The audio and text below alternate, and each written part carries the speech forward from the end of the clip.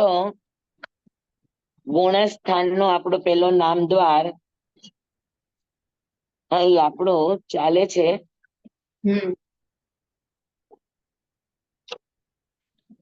મિથ્યાત્વ અને મિથ્યાત્વ ગુણસ્થાન.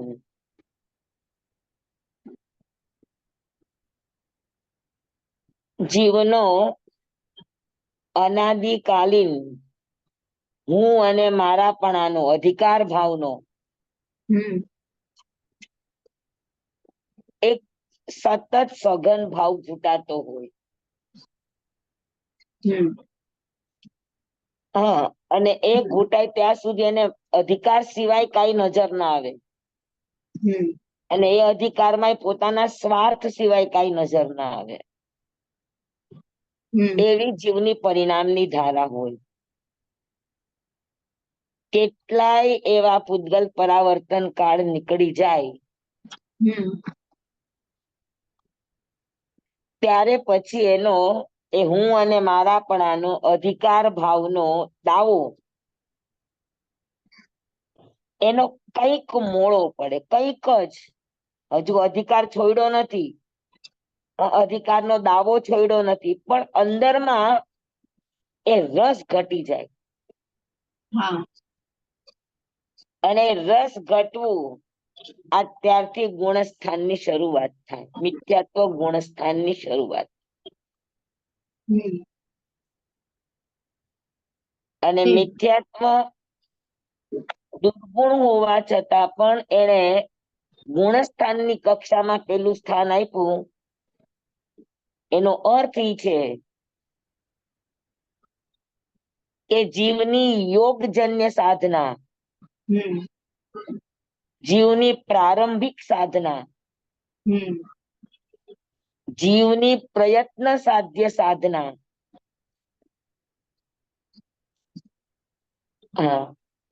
જીવની જીવત્વ સુધીની પ્રાથમિક કક્ષાની બધા જ પ્રકારની સાધના જીવ પેલા ગુણસ્થાનમાં કરે છે. એમ કહી શકાય કે 99% સાધના પેલા ગુણસ્થાનમાં થાય છે. તો એ 99%ની સાધના જીવની જ્યારથી શરૂ થાય ત્યારથી મિથ્યાત્વ ગુણસ્થાન બને. સમજાણું? એ પેલા એ મિથ્યાત્વ જ હતું, ગુણસ્થાન નહોતું. પછી એ મિથ્યાત્વ ગુણસ્થાન બન્યું. અને મિથ્યાત્વ ગુણસ્થાન ક્યાં સુધી ગણાય? તો કે છેલ્લે અનિવૃત્તિકરણમાં અંતઃકરણ ત્રિપુંજીકરણ થઈ અને સમ્યકની પૂર્વ ભૂમિકા સુધી ન પહોંચે. અપૂર્વકરણ, અનિવૃત્તિકરણ, અંતઃકરણ, ત્રિપુંજીકરણ, આ બધા જ ઉત્કૃષ્ટ કોટીના કરણો જીવ પેલા ગુણસ્થાનમાં કરે છે. અને એટલા જ માટે મિથ્યાત્વ દુર્ગુણ હોવા છતાં પણ એને ગુણસ્થાન કહેવામાં આવ્યું છે. એક વાત. બીજી વાત કે કોઈ પણ દુર્ગુણ, કોઈ પણ વિભાવ મૂળથી વિભાવ નથી હોતો. મૂળમાં એક ગુણ જ છે, પણ એ ગુણ જ્યારે આવરણથી ઢકાઈ જાય, એ ગુણ જ્યારે મલિન રૂપને પકડી લે ત્યારે એ વિભાવ બને. જેમ કે આત્માનું સંકિત એ મૂળભૂત સ્વભાવ છે. એના ઉપર દર્શન મોહનીય કર્મનું આવરણ સંકિતના સ્વભાવને પ્રગટ થવા ન દે. એ મિથ્યાત્વ. મિથ્યાત્વ બેઝિક નથી, બેઝમાં સમ્યક્ત્વ છે, મિથ્યાત્વ એનો મેલ છે. જેમ કે કપડું હોય તો કપડું મૂળમાં છે, એના ઉપર મેલ લાગે. ધોઈ નાખો એટલે સ્વચ્છ કપડું તો છે જ ઓલરેડી, હમ. મેલ ઉપરથી આવ્યો છે એ નીકળી જાય એટલે મૂળમાં પોત તો સ્વચ્છ જ છે. એમ જીવ મૂળભૂત સ્વભાવ સ્વચ્છ, નિર્મળ, પવિત્ર, શુદ્ધ છે. પણ એના ઉપર જ્યારે કોઈ પણ કર્મનું આવરણ આવતા એ જ ગુણ શું બની જાય તો કે દુર્ગુણ. મેલો થઈ જાય એટલે દુર્ગુણ. દુર્ગુણ. હા. નાઈ ધોઈને સ્વચ્છ થઈ જાય એનું નામ સદગુણ. હમ. હમ. ક્રોધ એ ક્ષમા મૂળ ગુણ છે. ક્રોધ એનો મેલ છે.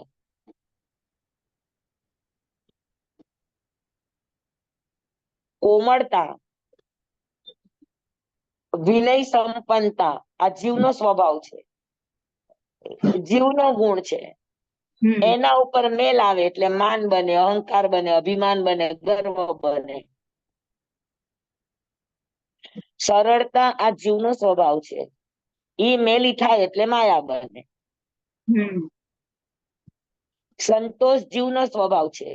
એ હમ. મેલો થાય એટલે લોભ બને. તો જેટલા પણ દુર્ગુણો છે એ બધા મૂળમાં ગુણ છે. ગુણ છે. સમજાણું? હા. એટલે મિથ્યાત્વને ગુણ સ્થાન કીધું, કેમ કે છે તો એ ગુણની જ પ્રક્રિયા, પણ એ મલિન ગુણ છે. એ ધોવાઈ જશે એટલે એ સદગુણ બની જશે. હમ.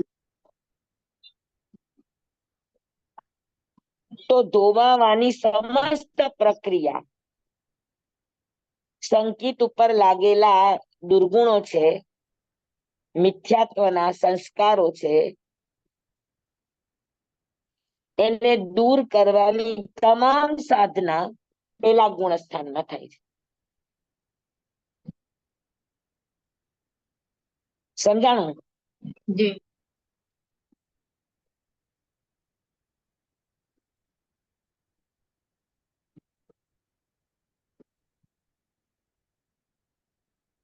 એક જ મિનિટ. હા.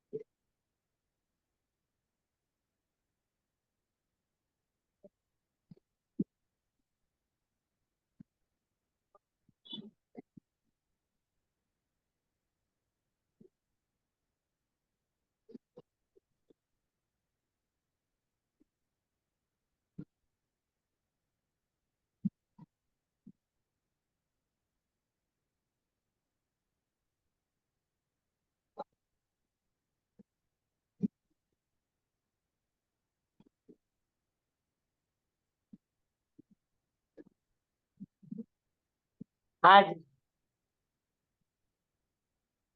હા, દર્શનાર્થી જરા આવ્યા હતા ને. હા કૃષ્ણ.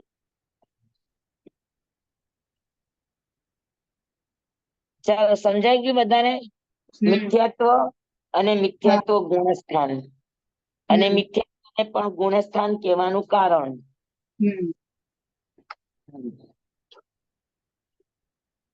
તો મિથ્યાત્વ ગુણસ્થાનમાં જીવ ચોથા ગુણસ્થાનને અનુરૂપ ગુણાત્મક કક્ષાની સાધના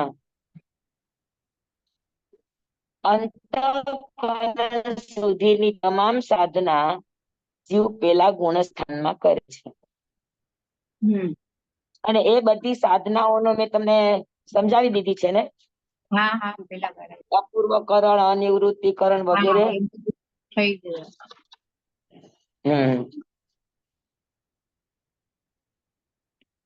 હવે આપણે પેલો નામ દ્વાર લેવાનો છે, મિથ્યાત્વ ગુણસ્થાન, જેમાં જીવને કા ઓછી પ્રરૂપણા કરે, કા અધિક પ્રરૂપણા કરે, કા વિપરીત પ્રરૂપણા કરે.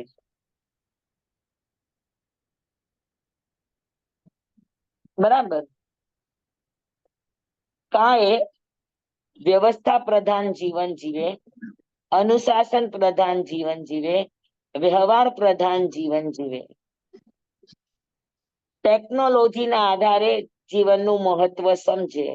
આ બધા મિથ્યાત્વના લક્ષણો છે. હા. સમકીતી આસ્થાથી શરૂઆત કરે જીવનની. બરાબર. તો મિથ્યાત્વ ગુણસ્થાન, આ પેલું ગુણસ્થાન. મિથ્યાત્વ ગુણસ્થાનમાંથી જીવ સીધો ચોથા ગુણસ્થાન એટલે અવિરતિ સમ્યક દ્રષ્ટિ ગુણસ્થાનમાં જાય છે. અને જ્યારે પેલા ગુણસ્થાનથી ચોથા ગુણસ્થાન અવિરતિ સમ્યક દ્રષ્ટિમાં જીવ જાય, સૌથી પહેલા વહેલા અનાદિકાલીન મિથ્યાત્વી જીવને સંકિતની પ્રાપ્તિ થાય. અને પેલા ગુણસ્થાનથી ડાયરેક્ટ એ ચોથા ગુણસ્થાનમાં જાય. પણ ચોથા ગુણસ્થાનમાં જતા પેલા મિથ્યાત્વના દલિકોને ઉપસમાવતા મિથ્યાત્વના દલિકોને દબાવતા એ દબાયેલા પૂતગલોને 3 વિભાગમાં વિભાજિત કરી નાખે છે.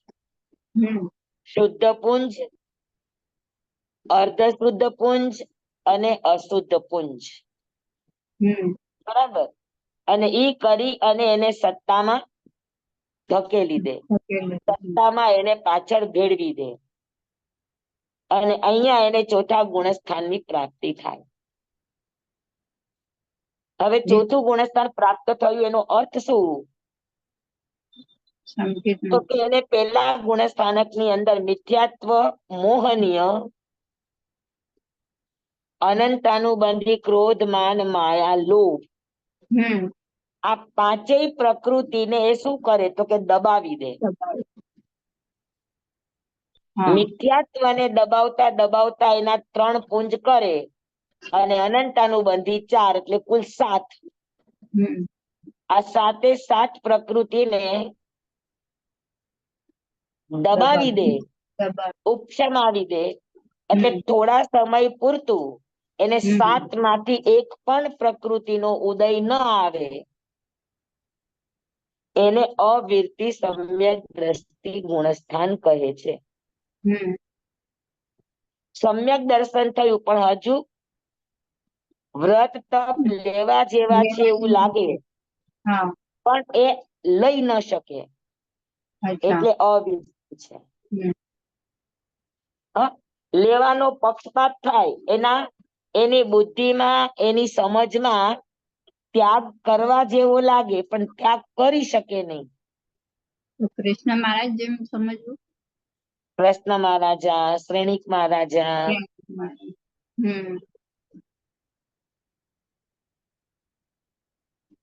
તો અવિરતિ સમ્યક દ્રષ્ટિ થયું, હવે ઉપસમ સમ્યક્ત્વ છે એટલે રે તો વધુમાં વધુ એ અંત મુહૂર્ત રે, એનાથી વધારે ન રે. અંત મુહૂર્ત પછી વળી પાછું નવું ચક્ર નવું શરૂ ચક્ર થાય. છે. હા તો નવું ચક્ર શરૂ થાય એમાં કેટલા કેટલા રીતે નવું ચક્ર શરૂ થઈ શકે? ચોથા ગુણસ્થાનથી. ચોથા ગુણસ્થાનથી પોસિબિલિટી કેટલી રહે? નીચે ઉતરે ને? તો કે નીચે જ ઉતરે એવું નહીં. અચ્છા. ચોથા ગુણસ્થાનમાં 7 પ્રકૃતિ ખપાવીને ચોથે ગુણસ્થાનકે આવ્યો હા અને ત્યાં હજુ એના સ્વભાવની સદગુણની પ્રાધાન્યતા છે, હજુ એના પરિણામની ધારા નિર્મળ છે. હમ તો એ નિર્મળ પરિણામની ધારામાં એ અપ્રત્યાખ્યાના વર્ણીય 4 નહીં ખપાવી દે. અચ્છા. એટલે પ્રત્યાખ્યાનમાં 7 + 4. હા હા, એટલે 11 પ્રકૃતિને ખપાવી દે હા તો સીધો ચોથેથી પાંચમે આવી જાય. હા હમ, બરાબર. એટલે ચોથેથી પરિણામની ધારા વર્ધમાન હોય તો ચોથેથી પાંચમે પણ આવી શકે. એકદમ પરિણામની ધારા ઉત્કૃષ્ટ છે તો અપ્રત્યાખ્યાની પ્રત્યાખ્યાન 8 પ્રકૃતિનો એક સાથે ક્ષય, એક સાથે ઉપસમ કરી દે હમ તો સીધો ચોથા ગુણસ્થાનથી હમ 7મે ગુણસ્થાનકે પહોંચી જાય. વચ્ચે છઠ્ઠું નહીં આવે. હા, એટલે 7 પ્રકૃતિનો ઉપસમ અને હા અપ્રત્યાખ્યાન પ્રત્યાખ્યાના વર્ણ્ય કર્મનો સંયોગક્ષમ. હા એ સંયોગક્ષમ કરે એટલે સીધો ઈ ચોથેથી ક્યાં આવે? સાતમું. 7મે ગુણસ્થાનકે. હમ તો પરિણામની ધારા નિર્મળ થાય તો ચોથા ગુણસ્થાનને છોડીને 5મા અથવા તો 7મામાં પણ જઈ શકશે. છઠ્ઠામાં નો આવે સ્વામી? છઠ્ઠામાં કોઈ ચડવામાં જાય નહીં. અચ્છા, એટલે ઉતરવામાં આવે. હા, એક વાર ચડી જાય 7મે, પછી હમ ચડ ઉતરમાં કામ આવે પણ સીધે સીધો છઠ્ઠે ચડવામાં ન આવે. તો સ્વામી, જે આ હા, ચોવિયાના કનમૂળના એ બધા પચખાણ કરતા હોય તે વ્રતી જ કહેવાય ને? હા, જે આપણે બધા પચખાણ કરતા હોઈએ, ચોવિયાર કરીએ કે કનમૂળ નથી ખાતા, તો એ જેવા એ બધા જે પચખાણ કરે તો એ વ્રતી કહેવાય? જો ખાલી ક્રિયારૂપ હોય તો વ્રતી ન કહેવાય. ઓકે. હા. અંદરથી વૃત્તિ તૂટવી જોઈએ. અચ્છા. અપ્રત્યાખ્યાના વર્ણીય કર્મ તૂટે હમ એટલે અંદરથી એની ભોગવટાની વૃત્તિ તૂટે. અચ્છા, એટલે હા, એને નિર્વેદ ભાવ પ્રગટ થાય, ઈચ્છા જ ન થાય. એને વૃત્તિ જ ન થાય હા હા. અને સહજ છૂટી જાય. ઓકે. હવે અત્યારે આપણે ત્યાગ તો કરીએ છીએ પણ આપણી વૃત્તિ તો હજુ અંદર જ છે. હા. છે કે નહીં? છે. તો એ વૃત્તિ જ્યાં સુધી અંદરમાં પડી છે ત્યાં સુધી એ પચખાણ કે વીરતી ભાવ આવ્યો નથી. ખરેખર હમ વીરતી ભાવ આવે તો અંદરમાંથી આ બધી વૃત્તિઓ છૂટી જાય. અચ્છા. કશાયની મંદતા આવી જાય. હા. ઉપવાસનો પચખાણ કરવું એટલે ખાલી આહાર છોડવો એ નથી. હમ નવકારસીના પચખાણ કરવા એટલે માત્ર ચાર આહાર છોડવા એટલું નથી. હા. આહારની સાથે કસાય પણ છૂટે, વિષયોના વિકારો પણ છૂટે હમ અને વ્યવહાર પણ છૂટે.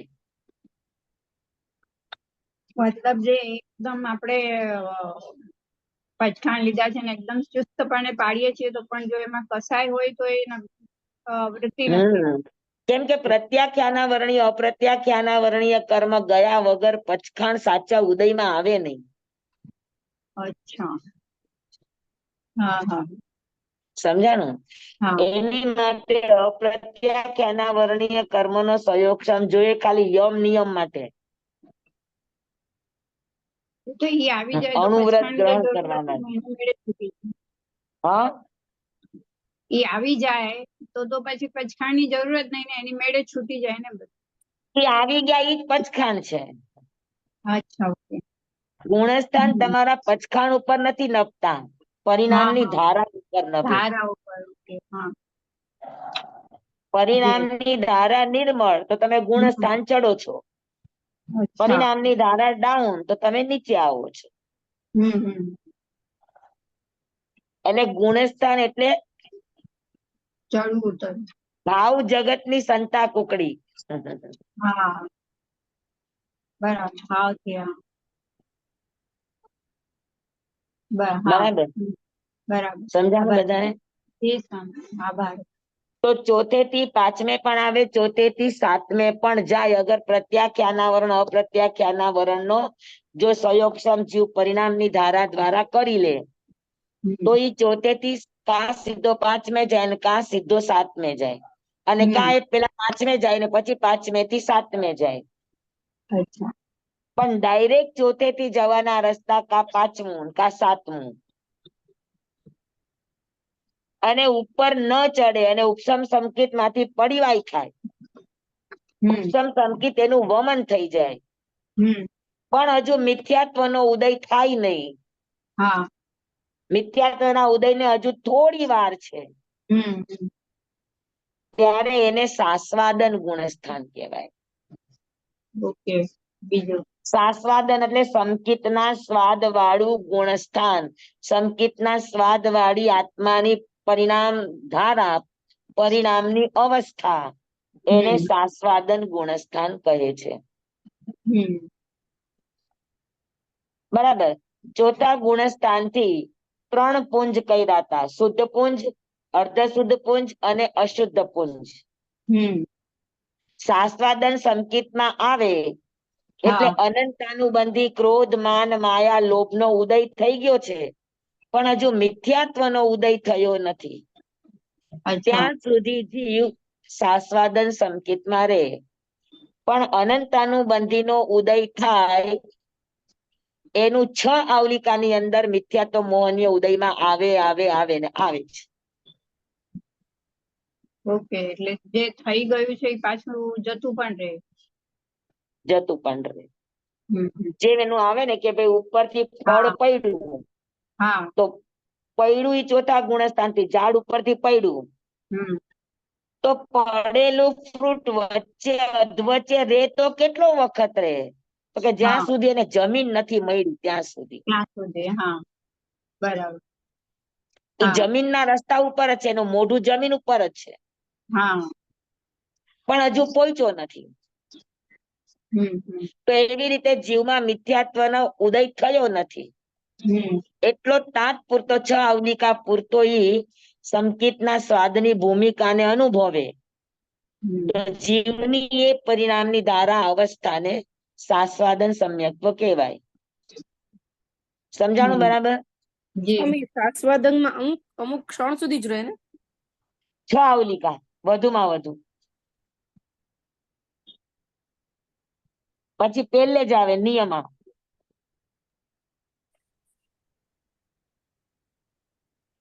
પાછો ચડે ખરો ને? હા, ચડે કરે. એક વખત જે સાસ્વાદન ને આવ્યો છે એનો અર્થ એ છે કે એ પડિવાય સમ્યક દ્રષ્ટિ છે.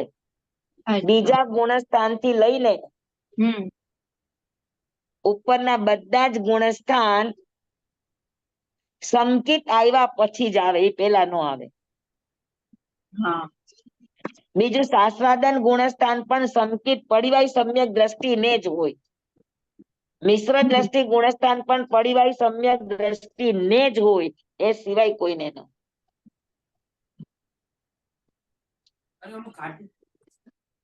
સમજાણું બધાને?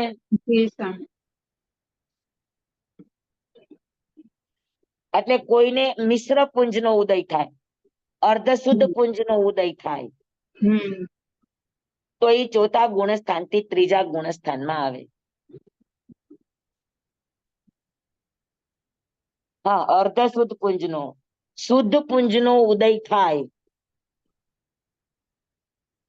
તો એ ચોથા જ ગુણ સ્થાનકે રહે, પણ એનું ઉપસમ સંકિત જે શુદ્ધ સંકિત હતું એમાંથી એનું સંકિત બદલાઈ જાય, સયોપસમ સંકિત થઈ જાય. અચ્છા. સાતે સાત પ્રકૃતિને મૂળમાંથી ખપાવી દે તો ચોથા જ ગુણસ્થાન કે સહાયક સંકિત થઈ જાય, ગુણસ્થાન હા. એનું એ જ રહે. હા સમજાણું બરાબર? જી. હા, એટલે 1 થી 4 ગુણસ્થાનની વ્યાખ્યા બરાબર થઈ ગઈ. હમ આ શબ્દ ઉપરથી તમને એ ગુણસ્થાનના નામ ઉપરથી સમજાઈ ગયું ને? હા હા સમ પછી દેશ વૃત્તિ ગુણસ્થાન, વીરતી ભાવ છે પણ દેશ એટલે આંશિક. આંશિક. હા, 1 કોટી થી લઈને 8 કોટી સુધીના પચખાણ એ દેશ વૃત્તિ કહેવાય. હમ 49 ભાંગામાંથી 9 કોટીના પચખાણને છોડીને 1 કોટી થી લઈને 8 કોટી સુધીના પચખાણ જીવ લઈ શકે એને દેશ વૃત્તિ કહેવાય. હમ પછી પ્રમત સંયતિ એટલે અપ્રત્યાખ્યાની પ્રત્યાખ્યાના વર્ણિનો સંયોક્ષમ થઈ ગયો છે, સાધુ બની ગયા પણ હજુ મદ વિષય કશાય નિદ્રા વિકથારૂપ હજુ એનામાં પ્રમત ભાવો છે, આત્માની જાગૃતિ નથી, હમ તો એવી અવસ્થાને પ્રમત સંયતિ ગુણસ્થાન કહેવાય. હા પછી મદ વિષય કશાય નિદ્રા વિકથા આ 5 પ્રમાદના સ્થાનો છૂટી જાય તો એને અપ્રમત સંયતિ ગુણસ્થાન કહેવાય. હમ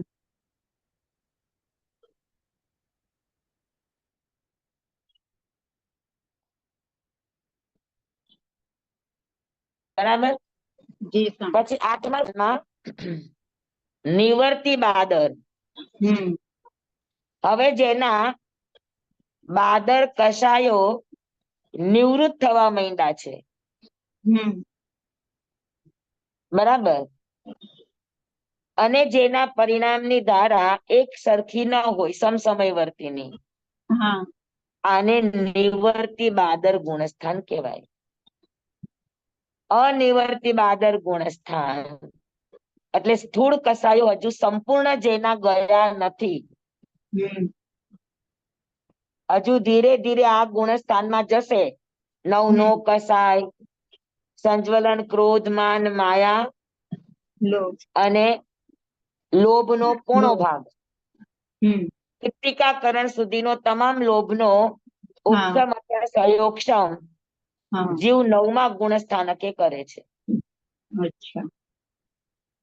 હા, તો એના બાદર કસાયો હજુ સંપૂર્ણ નિવૃત્ત થયા નથી, થઈ રહ્યા છે, હમ એવી જીવની પરિણામની ધારા, હમ અથવા તો અનિવર્તી એટલે સમસમયવર્તી બધા જ જીવોની, બધા જ સાધકોની પરિણામની ધારા ગમે એટલું ક્ષેત્રાંતર હોય તો પણ એક સમાન રહે, એને અનિવર્તી બાદર ગુણસ્થાન કહેવાય.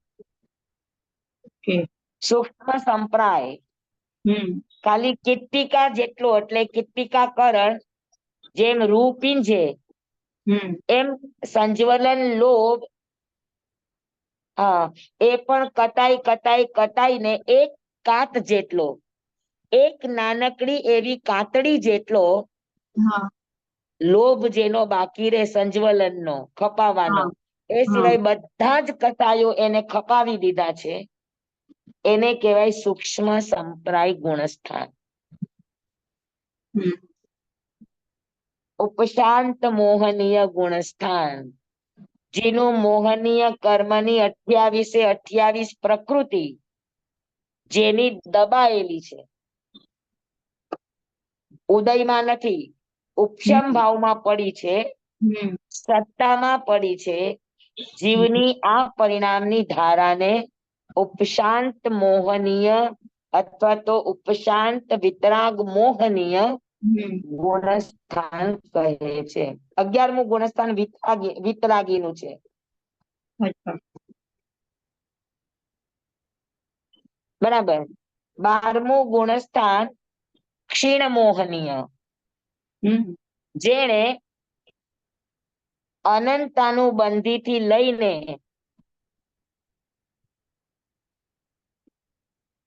તમામ મોહનીય કર્મની 28 પ્રકૃતિનો ઉદયમાંથી અને સત્તામાંથી આત્યંતિક ક્ષય કરી દીધો છે. જળમૂળથી ક્ષય કરી દીધો છે, કપાવી દીધી છે. જીવની આ પરિણામની ધારાને ક્ષીણ મોહનીય ગુણસ્થાન કહે છે, અથવા તો ક્ષીણ વિતરાગી ગુણસ્થાન કહે છે. બરાબર. સહયોગી કેવડી ગુણસ્થાન, જેના 4 ગનગાતી કર્મ સર્વથા ખપી ગયા છે અને 4 અઘાતી કર્મ, કસાઈ વગરના 4 અઘાતી કર્મ કેવા હોય તો કે બળેલી સિંદરી જેવા હોય. સિંદરી બળી જાય પછી એમાં સિંદરીનો આકાર હોય, પણ સિંદરી જેવો વડ ન હોય. અચ્છા.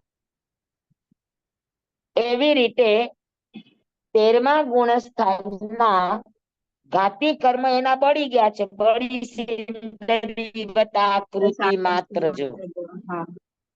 અપૂર્વ અવસરમાં ગાવ છો ને, બળી સિંદરી વત આકૃતિ માત્ર જો. એટલે બળેલી સિંદરી માત્ર આકૃતિથી સિંદરી લાગે, પણ ખરેખર હોય નહીં.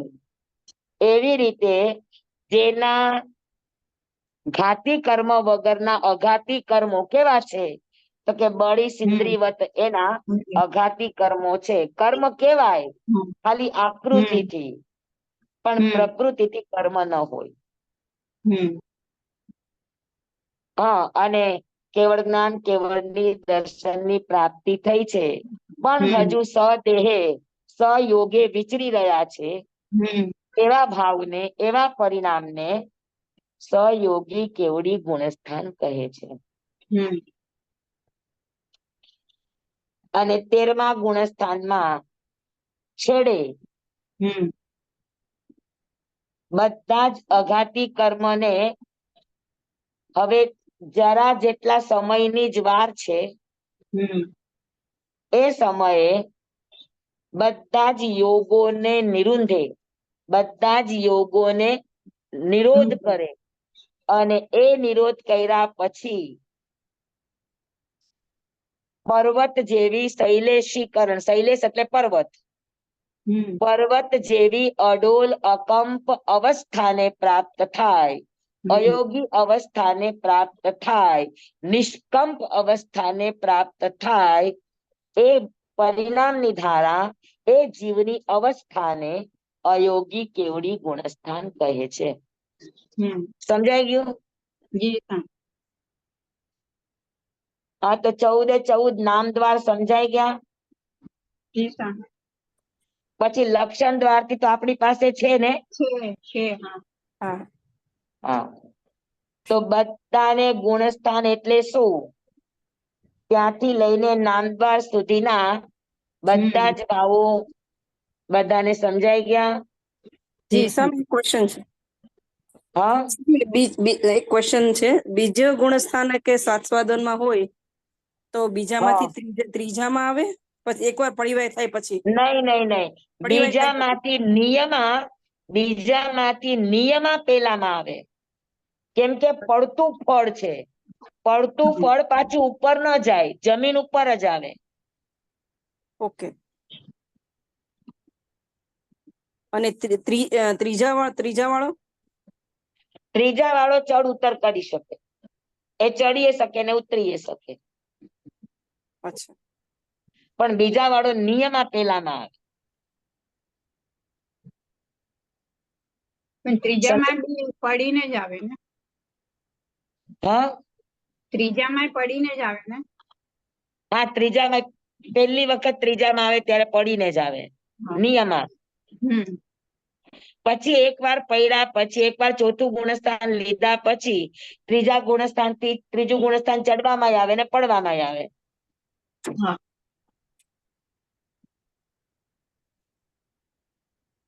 હા, તો ચર્માવર્ત કાળનો પ્રવેશ, દ્વિરબંધક, સકૃત બંધક, અપુનર્બંધક, આદિ ધાર્મિક, યોગ બીજ, યોગ સેવા, હા, પછી માર્ગાભિમુખ, માર્ગાપતિત, માર્ગાનુસારી, શુક્લ પાક્ષિક, યથા પ્રવૃત્તિકરણ, અપૂર્વકરણ, અપૂર્વ સ્થિતિઘાત, અપૂર્વ રસઘાત, અપૂર્વ સ્થિતિબંધ, અપૂર્વ ગુણ સંક્રમણ, અપૂર્વ ગુણ શ્રેણી, ત્રિપુંજી અનિવૃત્તિકરણ, અંતઃકરણ, ત્રિપુંજીકરણ, આ બધી જ અવસ્થા મિથ્યાત્વની ને મિથ્યાત્વ ગુણસ્થાનની, મિથ્યાત્વની ને મિથ્યાત્વ ગુણસ્થાન. મિથ્યાત્વ ગુણસ્થાનની. બરાબર. સોરી. હા, અને અચર્માવર્ત કાળ છે હમ એ મિથ્યાત્વની અવસ્થા. તો આ બધું જ બધાને સમજાઈ ગયું છે? જી સ્વામી. એકદમ. હા, બધાને બરાબર સમજાઈ ગયું છે? કોઈને આમાં શંકા નથી ને? કેમ કે ગુણસ્થાનનો ટોપિક હવે બંધ થાય છે. હા હા. કોઈને કાંઈ પણ પ્રશ્ન હોય પેલા દ્વાર સુધીનો તો એ પૂછી લેજો. સ્વામી સ્વામી હાજી. એક પ્રશ્ન છે કે ચોથા ગુણ સ્થાનકની અને છઠ્ઠા ને સાતમામાં પરિણામની ધારા કેવી હોય? ચોથા ગુણસ્થાનની અંદર સંકિત યુક્ત પરિણામની ધારા હોય અને સંકિતની ધારાની અંદર એની દ્રષ્ટિ નિર્મળ હોય, એની દ્રષ્ટિમાંથી પૂર્વગ્રહ અને પક્ષપાત નીકળી ગયા હોય, અનુકૂળ અને પ્રતિકૂળની દ્રષ્ટિ પણ નીકળી ગઈ હોય, અનુરૂપ દ્રષ્ટિ જેની હોય, દ્રષ્ટિ જેની સમ્યક થઈ ગઈ છે, એટલે જ્યાં જુએ ત્યાં એને સારું સારું અને સારું જ દેખાતું હોય, તો એવી સવડી પરિણામની ધારાને, ઉપયોગ લક્ષી પરિણામની ધારાને ચોથું ગુણસ્થાન કહેવાય. તો ચોથા ગુણસ્થાનકે આવેલો જીવ કોઈના દોષ ન જોવે. કોઈના દોષ દેખાય તો સમજી લેવાનું આપણે ચોથે નથી. બરાબર. પછી કોઈ તમને વાતાવરણનો દોષ દેખાય, વસ્તુનો દોષ દેખાય, વ્યક્તિનો દોષ દેખાય, ત્યાં સુધી ચોથું ગુણસ્થાન નથી. પછી બજારની કિંમત લગાવે ત્યાં સુધી ચોથું ગુણસ્થાન નથી. ચોથું ગુણસ્થાન આવે એટલે ઉપયોગ લક્ષી મૂલ્યાંકન થઈ જાય. અને એ વસ્તુના મૂલ્યને સમજે, વસ્તુની બજારુ કિંમતને ન સમજે, એ સમ્યક દ્રષ્ટિ આત્મા. સમજાઈ ગયું? અને અને પાંચમું ગુણસ્થાન દેશવીરતી છે, તો એનામાં અંદરથી વ્રત પ્રત્યે, તપ પ્રત્યે, નિયમ પ્રત્યે એની અંદર અહોભાવ જાગે. તો એ અહોભાવ જાગવા વ્રત, તપ, નિયમ, સંયમ માટે એ પાંચમા ગુણસ્થાનની સ્થિતિ. પછી એને કઈક ને કઈક વ્રત ધારણ કરવાનું મન થાય ને વ્રત ધારણ કરે પણ ખરા. એટલો બધો ઉત્કૃષ્ટ અંદરમાંથી ભાવ આવે કે ત્યાગ કર્યા વગર રહી ન શકે. ઈ દેશવીરતી. સ્વામી, વ્રત ધારણ કરવું એટલે આપણે જે આઈનબિલ તપ કે પછી પર્યુષણમાં જે ઉપવાસ, ઈ વ્રત?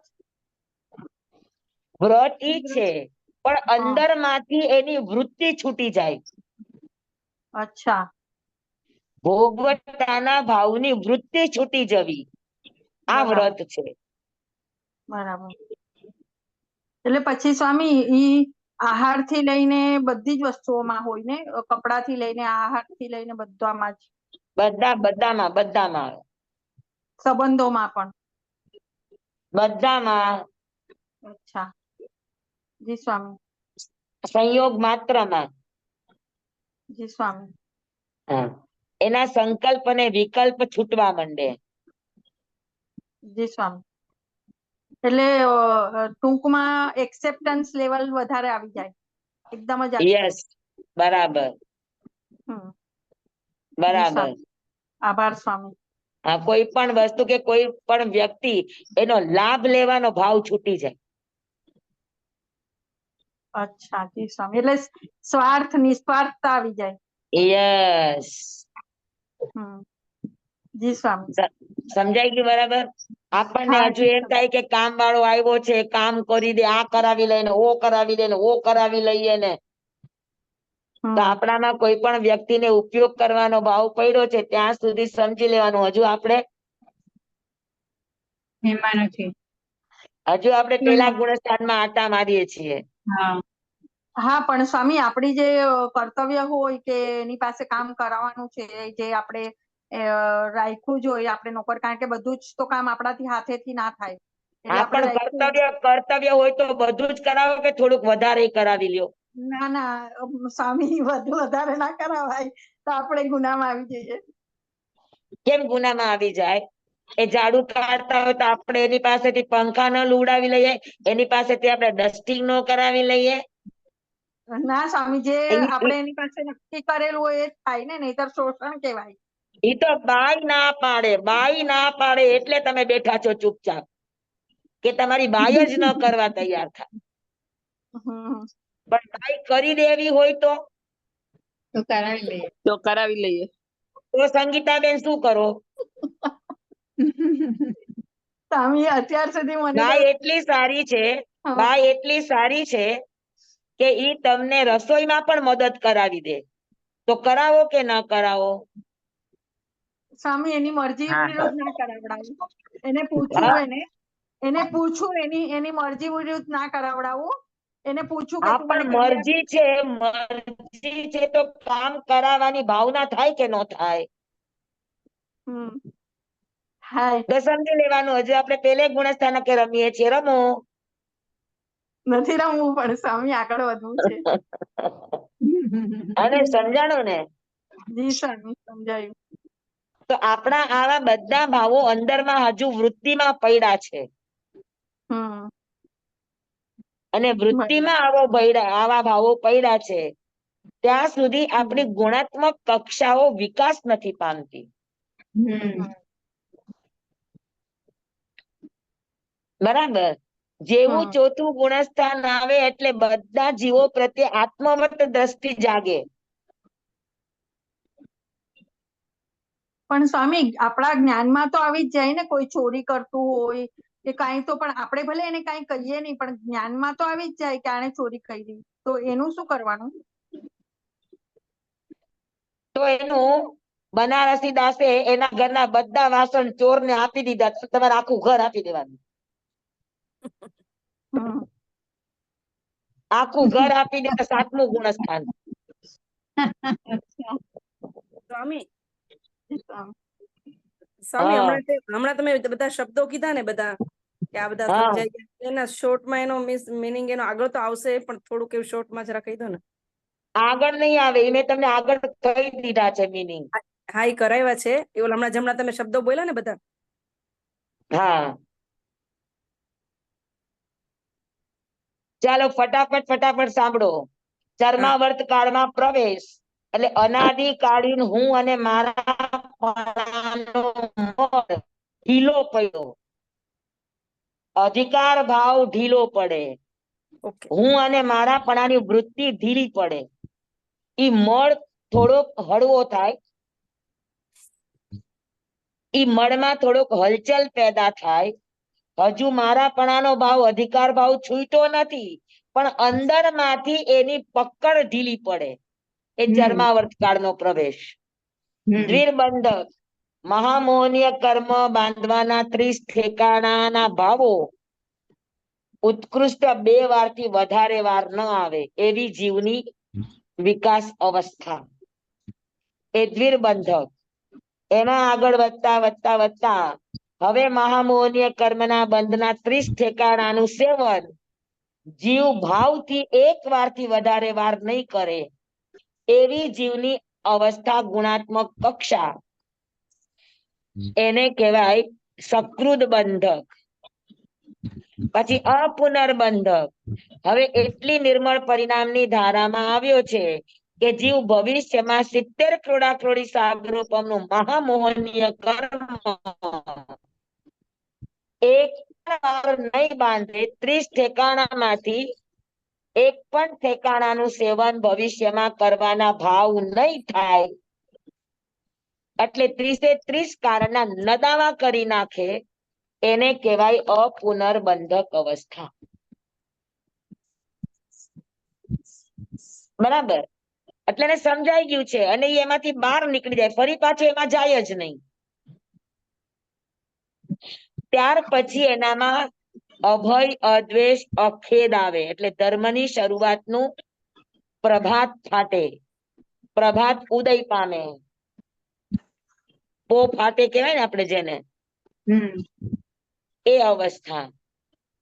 પછી એમાં યોગનું બિયારણ થાય.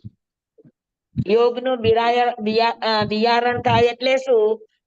એનામાં અભય, અદ્વેષ અને અખેદ માટે એ સત્સંગમાં આવતો જાય, ને સત્સંગમાં આવે એટલે અંદરથી એના બીજમાં, એના આત્મામાં એ બિયારણ રોપાય કે આ બધું કરવા જેવું છે અને આ બધું છોડવા જેવું છે, એવું એને સમજાય. ત્યારે એમાં કહેવાય યોગના બિયારણનું વાવેતર થયું. પછી મન વચન કાયાથી એ સત્સંગમાં જાય, આ યોગનું બિયારણ છે. અને પછી યોગની સેવા, એટલે વારંવાર એના પ્રયોગો શરૂ કરે. એવા સાધકો, સંત પુરુષો, યોગીજનો, સજ્જન પુરુષોના સત્સંગ કરે, એના સાનિધ્યમાં રહે, ત્યારે એનામાં યોગની સેવા શરૂ થાય.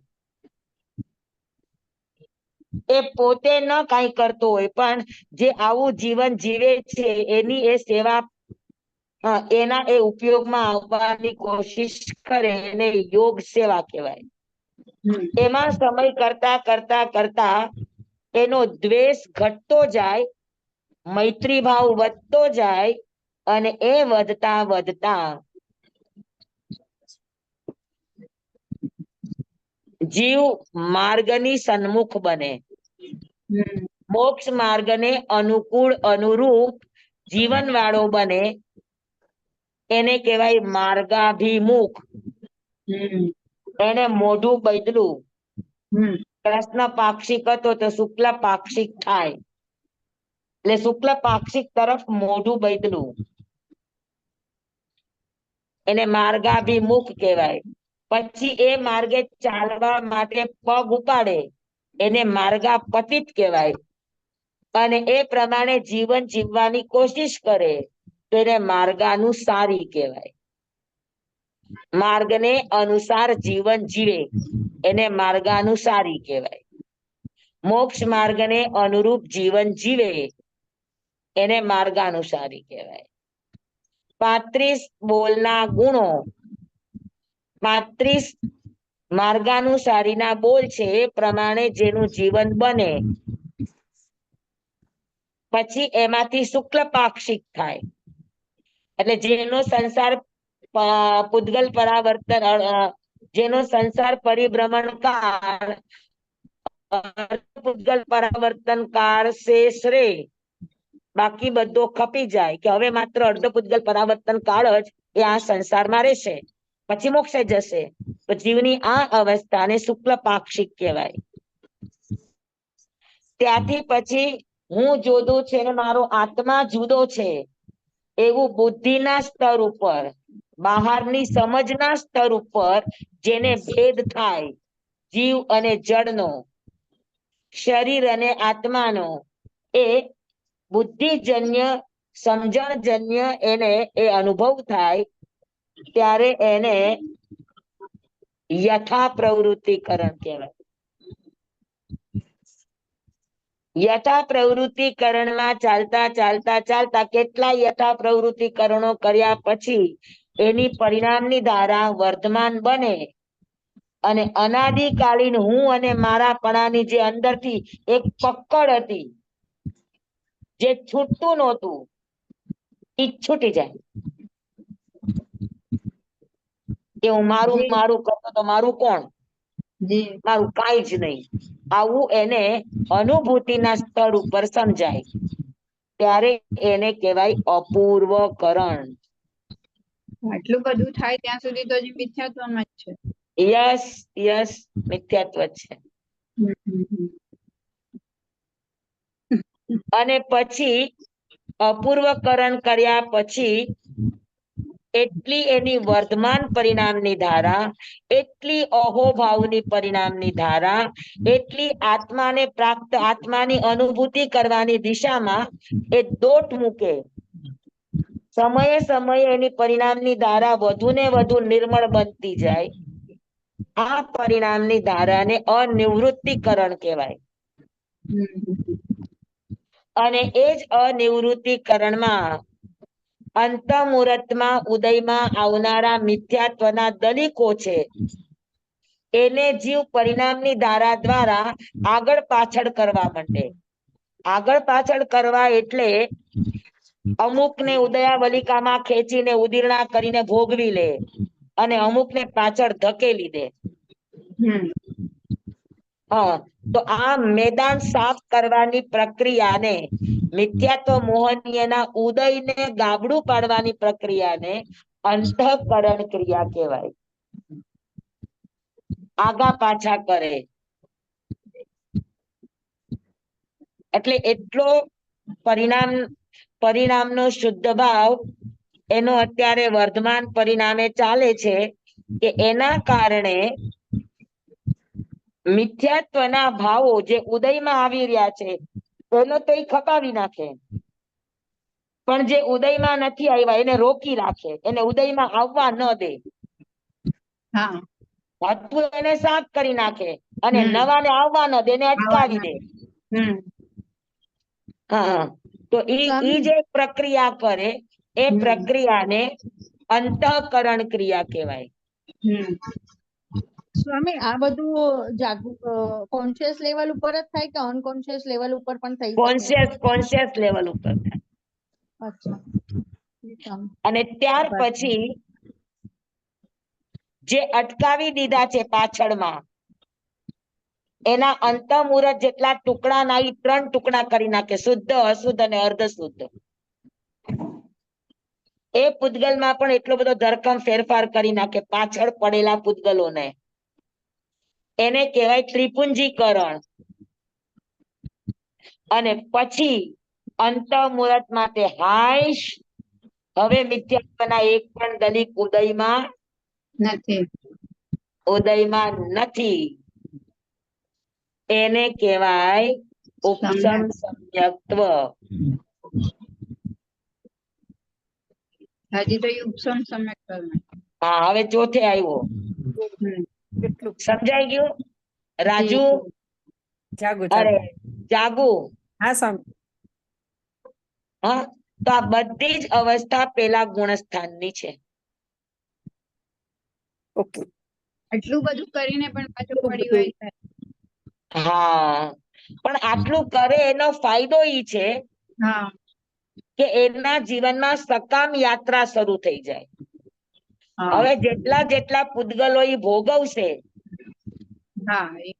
છોડશે, એ પૂતગલો સાથેના ઋણાનુબંધ પૂરા થઈ ગયા. ભવિષ્યમાં ક્યારે એ પૂતગલોના ઋણાનુબંધ નહીં રહે. એ ફાયદો, મોટો ફાયદો, બહુ મોટો ફાયદો.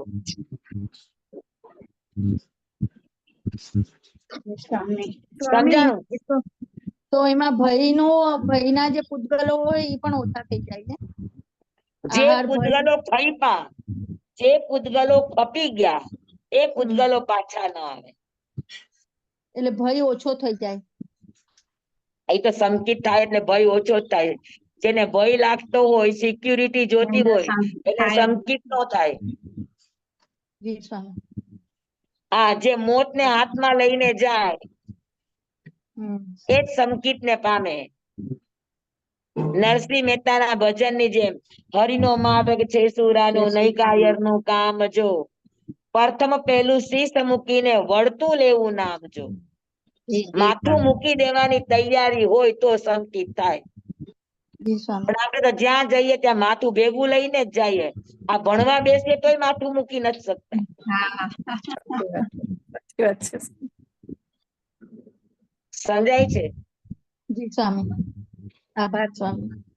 હા, તો આપણો આખો ગુણસ્થાનનો તમારી પાસે કલેક્શન આવી ગયું. જી સ્વામી આવી ગયું. બરાબર? જી. ચાલો, તો આપણો આજનો ક્લાસ પૂરો. સંપન્ન. 5 ને 10 થઈ છે. સોમવારે તો ચાલે લેશું ને? હા, સોમવારે ક્લાસ લેશું ને? સોમવારે લેવો છે તો લેશું. ના, એટલે આપની અનુકૂળતા પ્રમાણે. સોમવારે વાંધો નથી, પણ પછીનું અઠવાડિયું નહીં લેવાય. હા આ સોમવારથી પછી આવતા સોમવારે સીધો ક્લાસ લેવાશે. હા, એટલે સોમવારે લઈ લઈએ પછી. સોમવારે આગમ છે ને? હા, ચાલે ચાલે ચાલે. ચાલો, ભલે. જી ખૂબ સ્વામી. થેન્ક આભાર. યુ.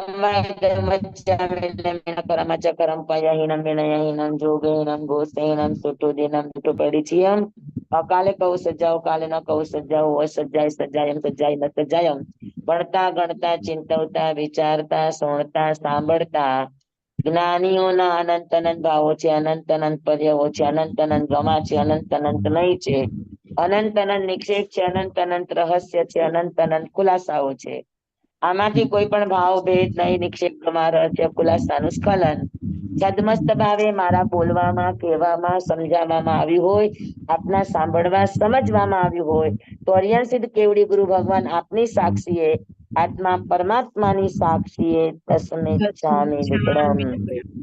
તમેવ સત્યમ તમેવ સત્યમ તમેવ સત્યમ નિસંકમ જમ જીણૈ ભવેયમ સેવમ ભંતે સેવમ ભંતે સેવમ ભંતે તિપ્રેમી. જી સ્વામી. નમો વિહંતાણં નમો સિદ્ધાણં નમો આયર્યાણં નમો વજ્રાયાણં નમો લોય સર્વ સાહુણં. ગુરુદેવની આજ્ઞા શ્રી શ્રી ચતારી મંગલમ હરિહંતા મંગલમ સિદ્ધા મંગલમ સાહુ મંગલમ કેવલી પનતોદમો મંગલમ ચતારી લઘુતમ હરિહંતા લઘુતમા સિદ્ધા લઘુતમા સાહુ લઘુતમા કેવલી પનતોદમો લઘુતમો ચતારી શરણં પવજ્જામિ. અરિહંતે શરણં પવજ્જામિ, સિદ્ધે શરણં પવજ્જામિ, સાહુ શરણં પવજ્જામિ, કેવલી પનતં ધમ્મં શરણં પવજ્જામિ. 4 શરણા 4 મંગલ 4 ઉત્તમ કરે જે નર ભવસાગરમાં ન બુડે તે સકલ કર્મનો આણે અંત મોક્ષ તણા સુખ લહે અનંત. ભાવ ધરીને જે ગુણ ગાય તે જીવ તરીને મોક્ષે જાય. સંસારમાં શરણા 4 વર શરણ નહીં કોઈ, જે નર નારી આદરે અક્ષય વિચલ પદવી હોય અંગૂઠે અમૃત વસે. લબ્ધિ તણા ભંડાર શ્રી ગુરુ ગૌતમ સ્વામીજી ભગવાન ને સમરીએ તો સદાય મનવાંચિત ફલદાતા, સદાય મનવાંચિત ફલદાતા. બોલો ભગવાન મહાવીર સ્વામી કી જય. ગુરુદેવ ધન્યવાદ સ્વામી મચ્છર વંદામી ગુરુ સાહેબ મચ્છર વંદામી સ્વામી. વંદામી અમે મતરમ વંદામે સુખ સતામાં રહેજો. શુભ સાતામાં.